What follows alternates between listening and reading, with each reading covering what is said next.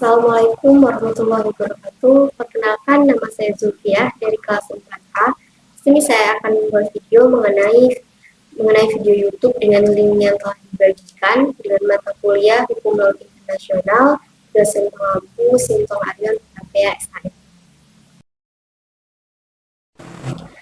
Dalam video tersebut menjelaskan tentang sebuah kapal tanker minyak yang miring dan berada di ambang tenggelam di Laut Karibia.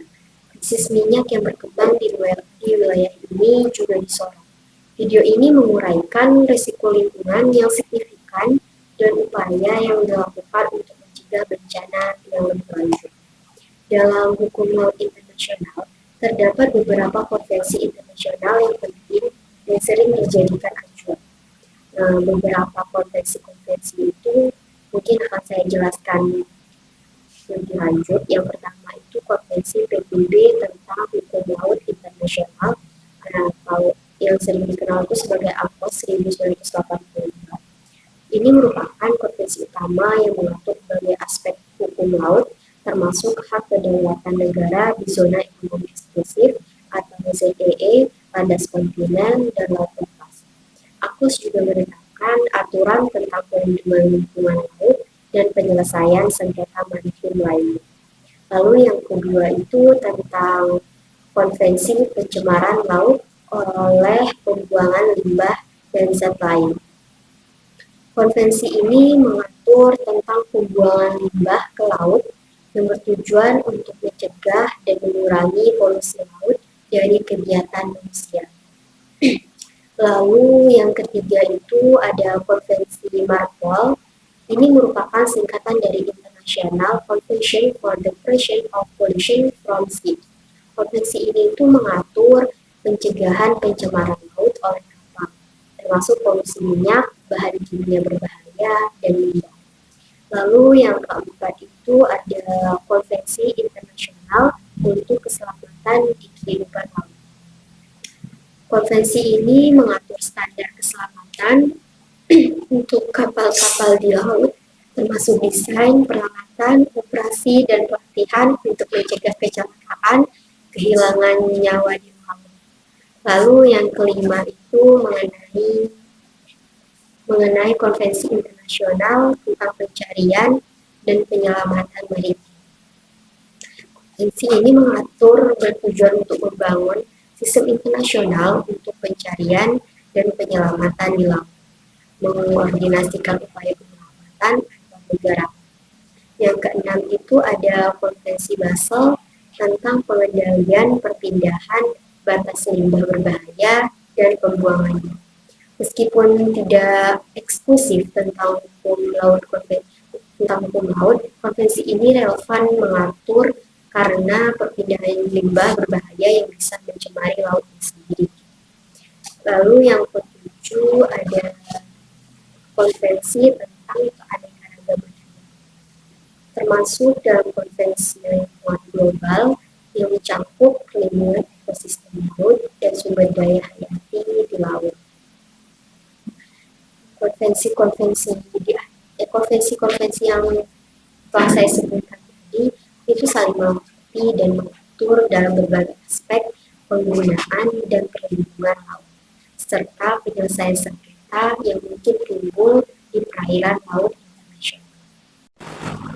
Krisis yang melibatkan kapal tanker minyak nabari di Teluk Laut Karibia telah mengakibatkan pelanggaran serius terhadap beberapa konvensi internasional tentang hukum laut dan perlindungan lingkungan maritim. Berikut ini ada beberapa konvensi yang dilanggar dalam penyelesaian masalah yang sesuai dengan hukum laut internasional. Yang pertama itu ada Konvensi MARPOL 73/78, Konvensi Internasional untuk Pencegahan Pencemaran dari Kapal.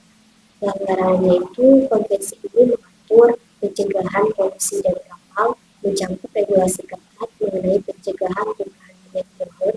Pelanggaran terhadap konvensi ini dapat berupa tumpahan minyak yang tidak dapat dikontrol atau operasi kapal yang tidak sesuai dengan standar.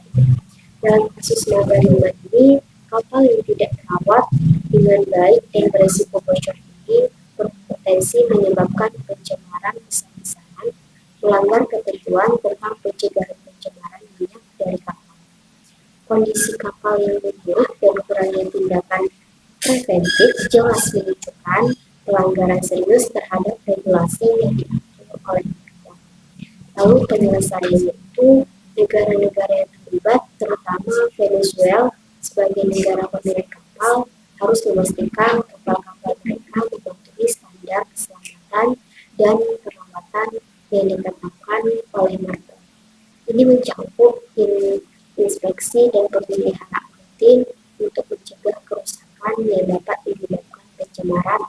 Langkah-langkah seperti perbaikan struktur kapal, pemantauan kondisi teknis, dan pelatihan kru untuk mengelola keadaan darurat harus dilakukan secara konsisten. Lalu, selain itu, pihak-pihak berwenang harus memastikan bahwa prosedur pencegahan pencemaran ditetapkan secara ketat dan setiap pelanggaran ditangani dengan tindakan korektif yang tegas. Lalu yang kedua itu mengenai konvensi internasional tentang kesigapan tangkap dan kerjasama pencemaran minyak atau APRC 1990.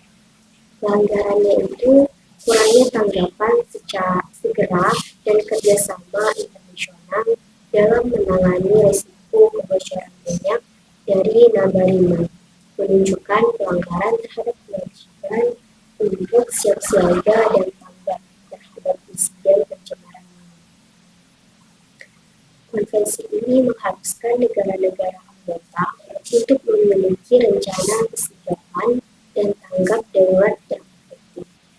Dalam situasi ini, ketidakmampuan untuk segera merespons situasi darurat dan berkoordinasi dengan negara-negara tetangga seperti Trinidad dan Tobago bertentangan dengan tujuan konvensi ini. Lalu penyelesaiannya pihak-pihak berwenang dari negara-negara tetangga seperti yang disebutkan tadi telah berusaha berkomunikasi dengan pemerintah Venezuela untuk menawarkan bantuan dan memastikan bahwa langkah-langkah pencegahan dan tanggap darurat dan langkah-langkah pencegahan dan tanggap darurat tersebut dijalankan. Langkah-langkah yang diperlukan itu termasuk penyusunan rencana kontingensi, lalu koordinasi antar negara untuk operasi penyelamatan dan mitigasi, lalu serta pelaksanaan latihan tanggap darurat bersama untuk memastikan kesiapan dalam menghadapi potensi tumpahan minyak tersebut. Kerjasama internasional yang lebih kuat diperlukan untuk memastikan respons yang cepat dan efektif terhadap ancaman pencemaran minyak, termasuk pembentukan tim tanggap darurat multinasional yang dapat dikerahkan dengan cepat. Krisis ini itu menekankan pentingnya kepatuhan terhadap peraturan internasional yang ada dan kerjasama antar negara dalam menjaga keamanan kelestarian lingkungan maritim. Tindakan proaktif dan kolaboratif sangat penting untuk mencegah dan menangani insiden pencemaran minyak di masa yang akan datang dan di masa depan. Hal ini itu mencakup tidak hanya pemenuhan kewajiban hukumnya saja, tetapi juga pengembangan kapasitas nasional dan regional untuk manajemen risiko lingkungan, pendidikan, dan pelatihan berkelanjutan bagi personel yang terlibat, serta penguatan mekanisme pemantauan dan penegakan hukum. Mungkin sekian video singkat dari saya, kurang dan lebihnya saya mohon maaf. Wassalamualaikum warahmatullahi wabarakatuh.